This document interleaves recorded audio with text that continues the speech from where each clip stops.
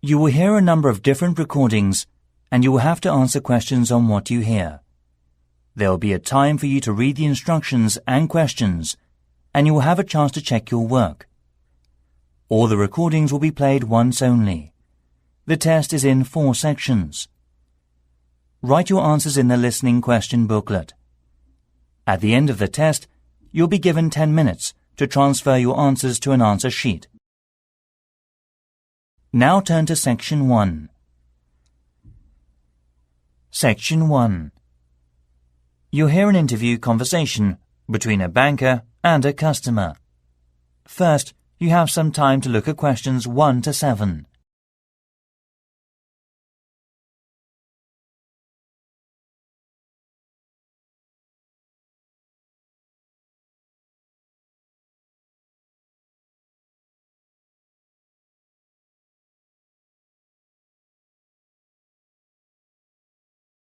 You'll see there is an example which is done for you.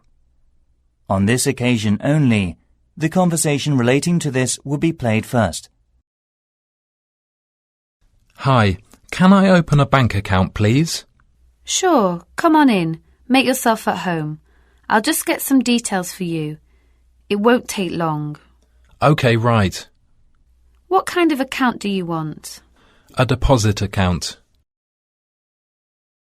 Type of account is a deposit account, so deposit account has been written on the form.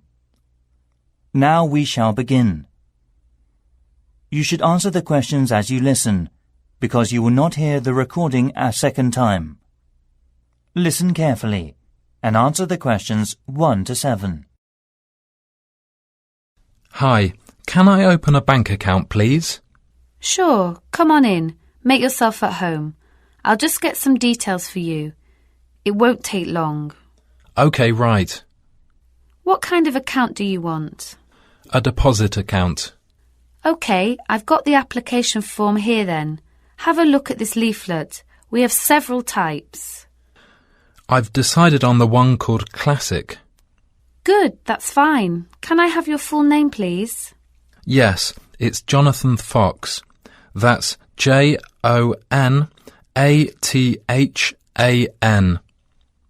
Oh, right. Thank you. And what's your date of birth, please? The 21st of January, 1970. Right. Do you have another bank account in the UK? No, not yet. This is the first one. OK, fine. And what is your address in the UK, sir? 10 Island House, South Quay. That's East London, isn't it? Yes. Near Canary Wharf, right? Yes, that's right. How long have you been at your current address? Just around 1 month, actually. OK, that's fine. Can I ask for a previous address? Sure. It's Flat 3, Canada House, Queen Street. Is that all? Yes. That's Edinburgh, isn't it? Yes. Edinburgh. OK, thank you. Do you have a daytime telephone or mobile phone number? Yes, I think the number of my office, it's 0207 235 6735. Would you like my home phone number too? Yes, please. It's 0204 675 1222. Lovely. Before you hear the rest of the conversation, you have some time to look at the questions 8 to 10.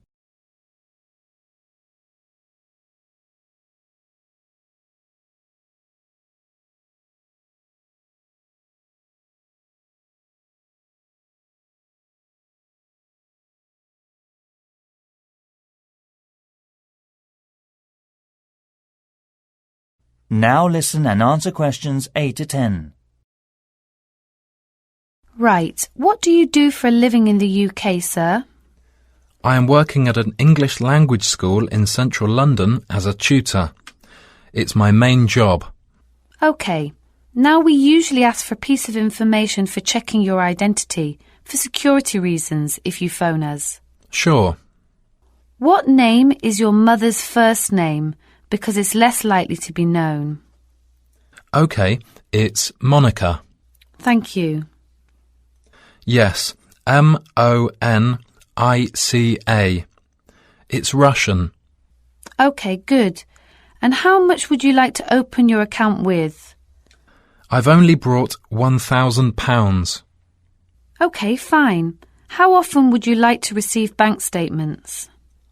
I won't be needing bank statements. What about an online banking service? OK, just a moment, please. Can I check in the box on the screen? Sure. I was also wondering about a mortgage service. Sure. Can you just wait a moment?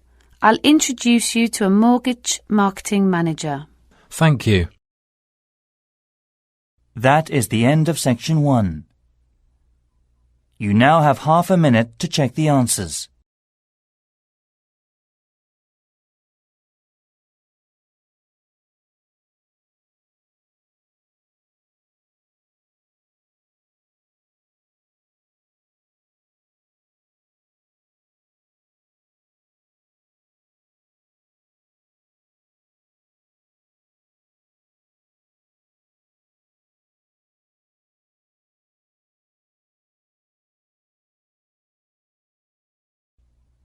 Now turn to Section 2. Section 2. You'll hear a tourism program, The Elizabeth House. First, you have some time to look at questions 11 to 14.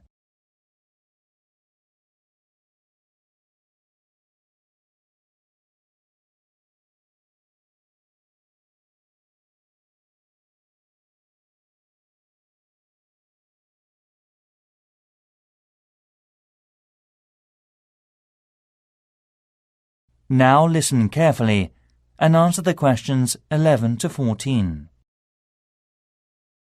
Hi everybody. Good to see you again. This morning I'll tell you about the Elizabeth House in Canterbury, once home of the famous carpenter Jonathan Owen. He bought the house in 1965, although he had first seen it 5 years earlier. Actually, he was interested in the house as a traditional flat in England, and he paid £5,000 for it without a second thought, because of it having standard and regulation building methods during the Middle Ages in the UK.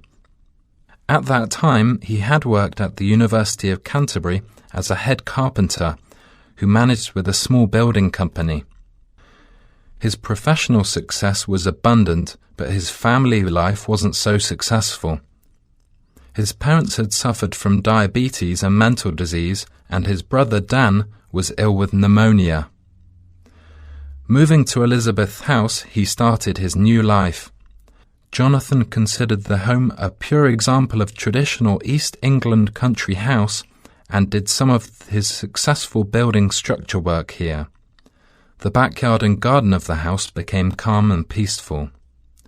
The materials used to make the wall, chimney and roof were collected from the local area. Most of all, oak trees were in the front of the main gate. Before you hear the rest of the program, you have some time to look at the questions 15 to 20.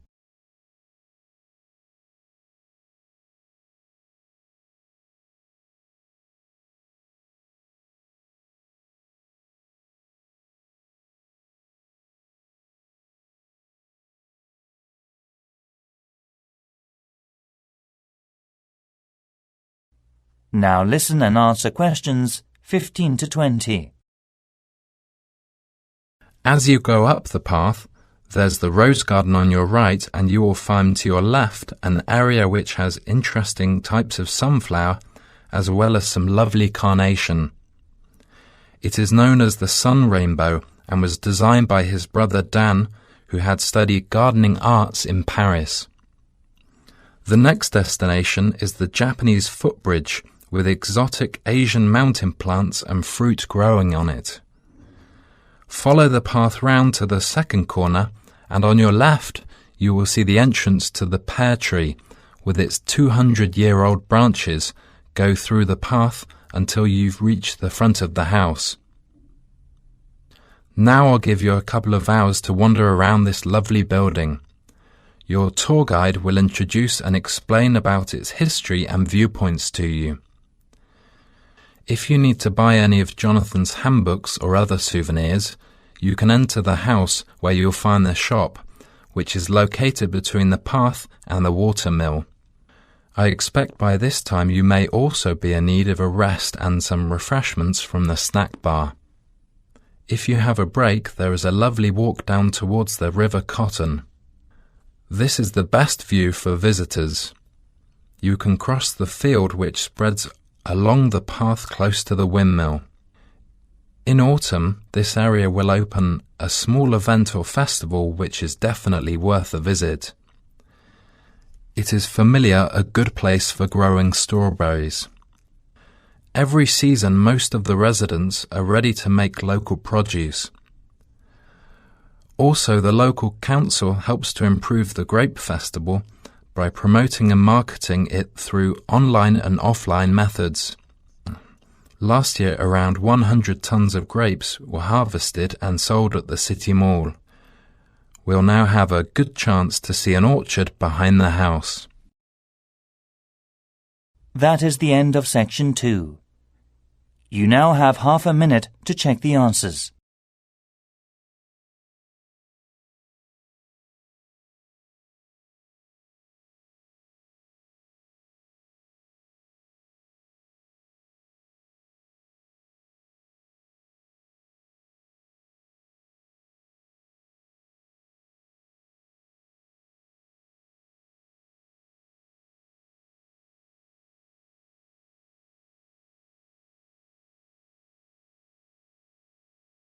Now turn to section 3.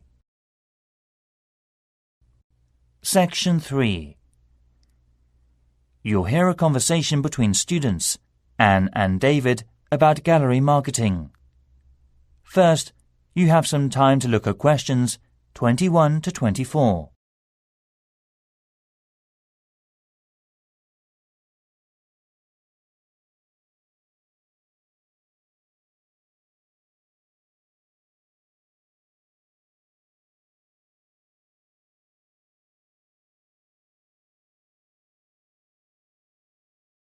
Now listen carefully and answer the questions 21 to 24. Anne, we really need to get working on this gallery marketing assignment. We've only got 2 weeks left until the end of the month to set up. Right, so how about getting started now? We need to work through the instructions. Well, we must search for one area from tourism industries, like the museum or gallery. There are lots of sites online. What are they about? The National Science Museum, the History Museum, the War Museum, the Tate Modern Art Gallery, and so on. You got more? We've got plenty. I've got an idea to find out the best comment. Coming this Friday, we'll get more information at the London Museum because it shows all the visitors' guidebooks of museums or galleries in the UK.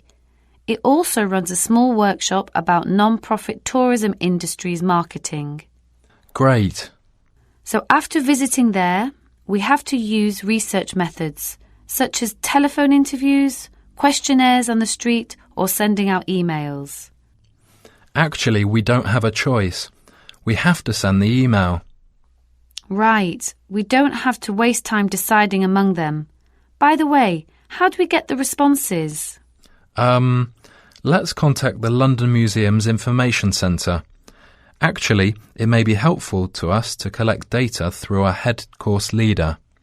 How many people do we have to interview? Well, we have to split into 3 groups. And it looks like we have to interview 30 people for each group. So 90 altogether then. It depends on the ages too, right? That's right. So are they all the requirements? Yes, looks like it. Firstly, which part are we going to choose? My preference would be a modern art gallery, since that's where I spend most of the time. I think you've got something wrong. I don't think there are abundant differences in the exhibitions there. I mean, you get young and old, man and woman, amateur and professional, all going to the galleries. Right. So let's make it a ceramic exhibition then. So basically, what two groups will we compare and contrast for that? Male and female? Absolutely. Also, most of my respondents like the same ceramics as me. Also, I think different age groups could be changed to highlight differences. Before you hear the rest of the conversation, you have some time to look at the questions 25 to 30.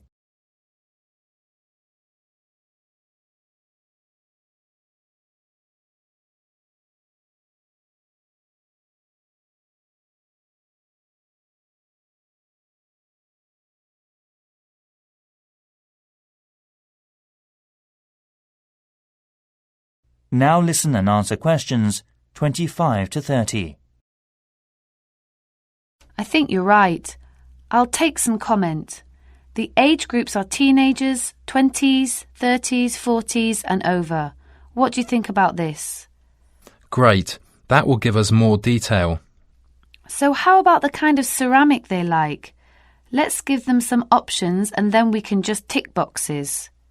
OK, let's have Asian, European, African. What else?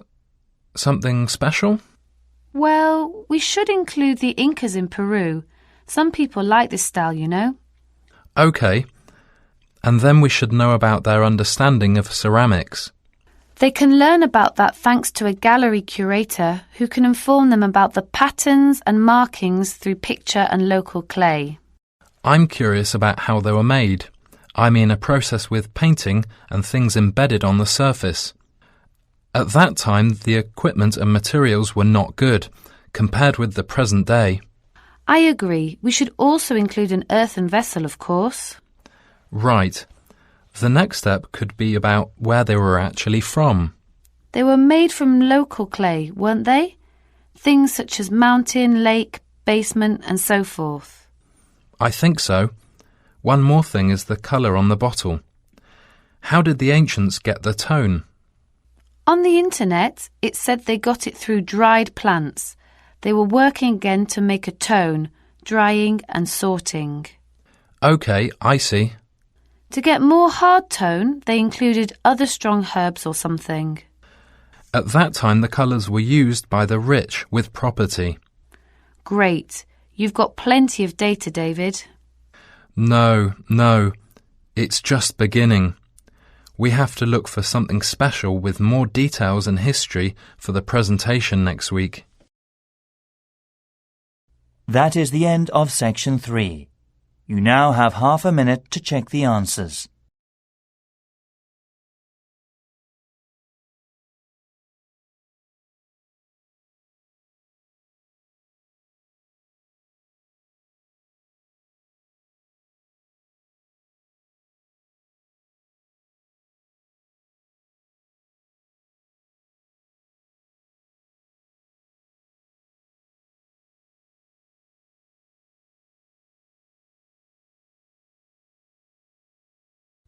Now turn to Section 4.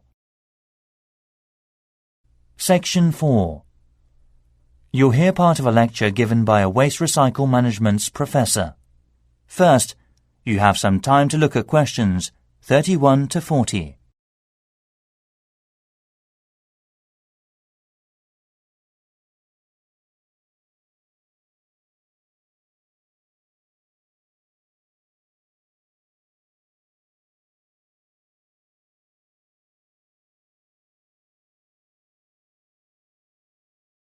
Now listen carefully and answer the questions 31 to 40.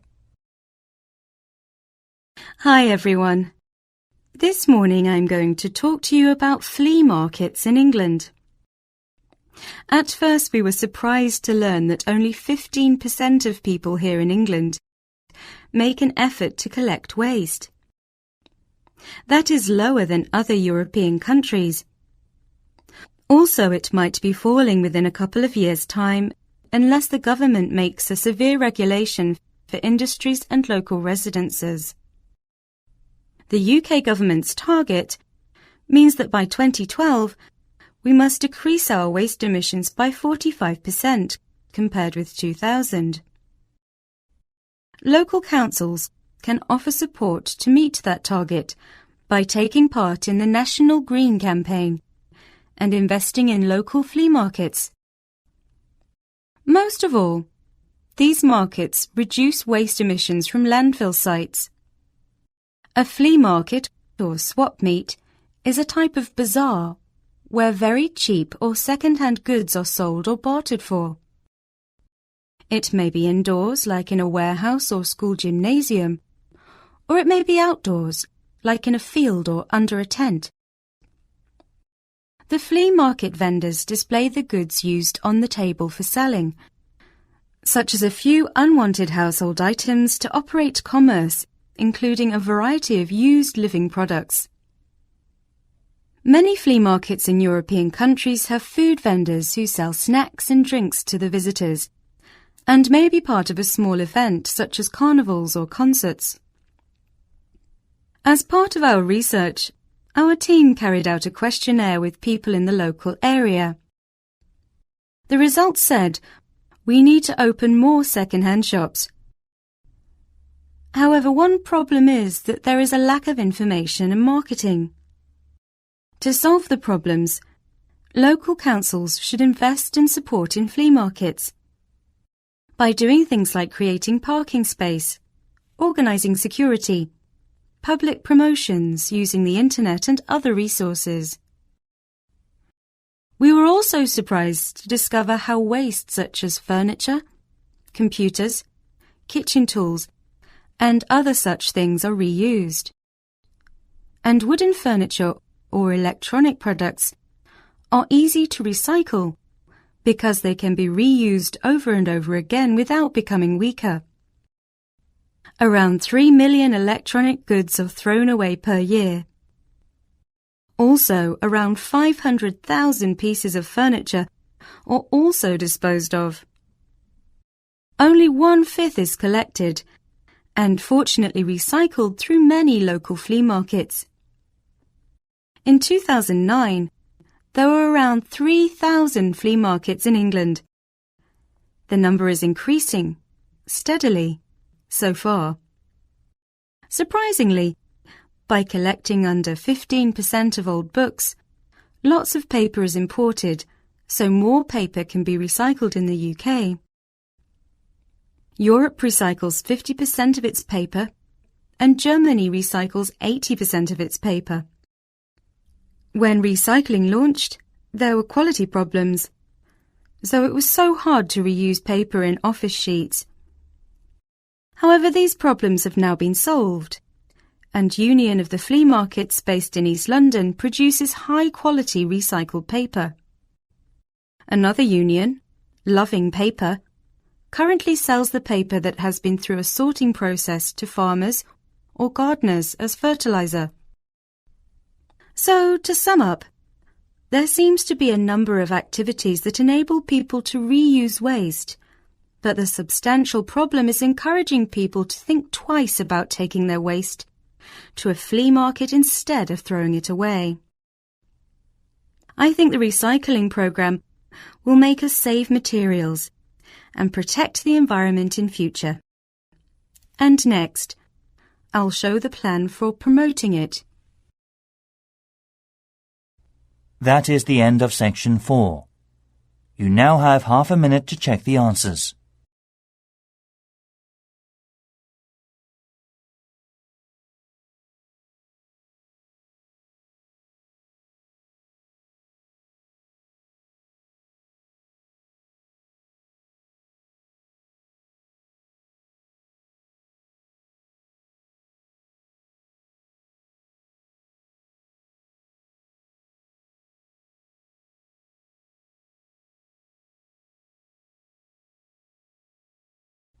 That is the end of the listening test. In the IELTS test, you'll now have 10 minutes to transfer your answers to the listening answer sheet.